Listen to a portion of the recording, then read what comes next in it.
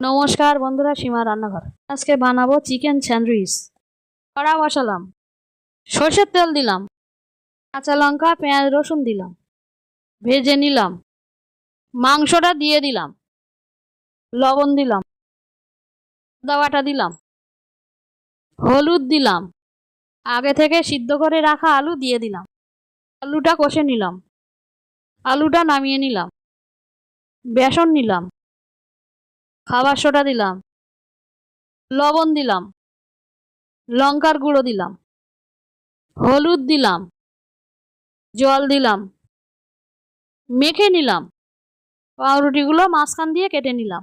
পাউরুটির মধ্যে আলুর মাংসর পুরটা ভরে দিলাম। উপরে আবার একটা পাউরুটি দিলাম।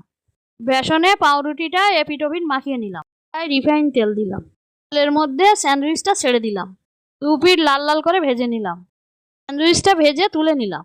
স্যান্ডউইচটা ভালো লাগলে লাইক, সাবস্ক্রাইব, কমেন্ট, শেয়ার করুন। ফ্যান্টাস্টিক।